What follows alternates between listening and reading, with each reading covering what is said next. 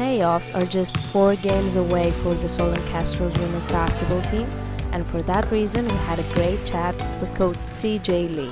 We are here with Coach CJ Lee from the Solent Kestrels women's basketball team. Thank you so much for joining me.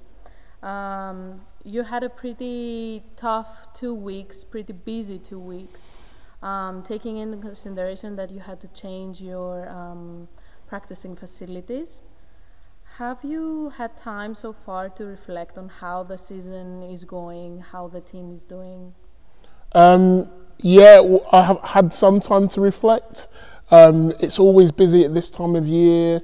Lots of fixtures have to be kind of rearranged and slotted in. So, you know, we've got a couple of weekends coming now where we're going to have double headers, both home and away. But in terms of reflecting on the season, if you'd asked me at the beginning of the season, would I be happy going into the playoffs in 3rd place, or rather in the top 4?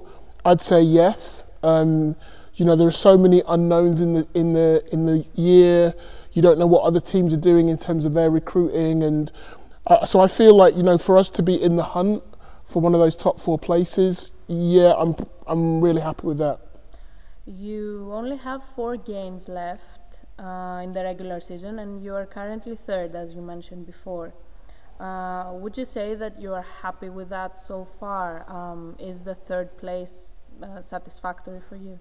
Look, everybody would like to be first. You know, we're the same. We would like to be first, and I think, you know, maybe 3 or 4 games back, we still had a really good shot at being one of the top 2 teams, if not the top team. We slipped up against Ipswich at home.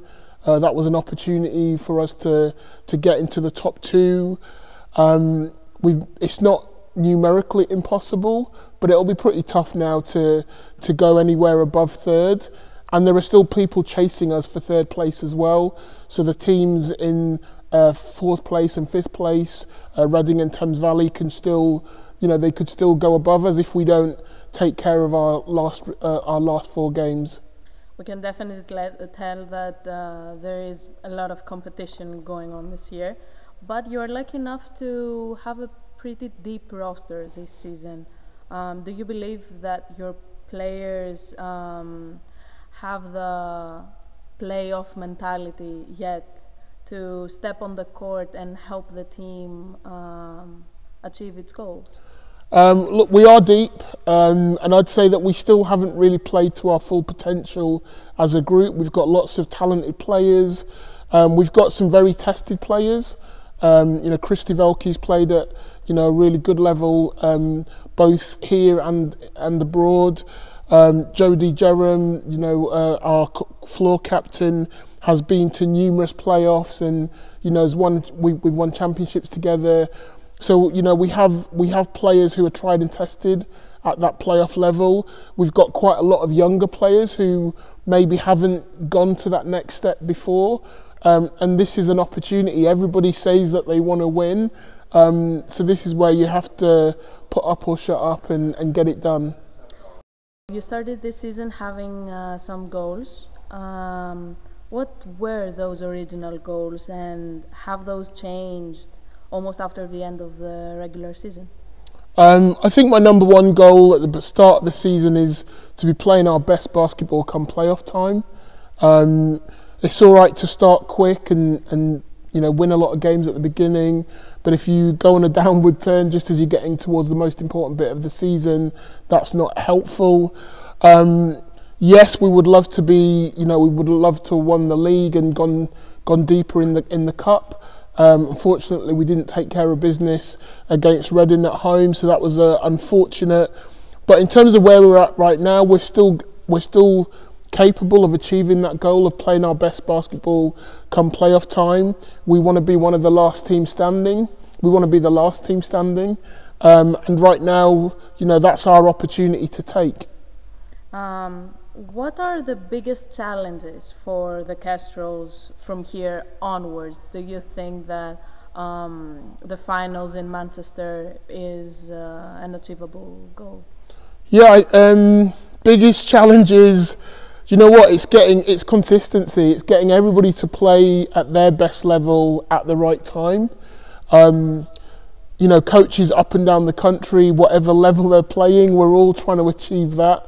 We're all trying to get, you know, 12 players all on the same page, all swimming in the same direction at the same time when the prize is on the line. So that's our ongoing biggest challenge. Staying healthy. We've dealt with a few injuries this year, as does every team. So being healthy, playing our best basketball at the same time, and having the right mentality going into these last 4 games, going into the playoffs. Those are going to be our key challenges. And one last question for you: what's your biggest challenge as a coach? What do you want to teach those girls doing on the court and having as a mentality? I think biggest challenge for coaches is staying sane.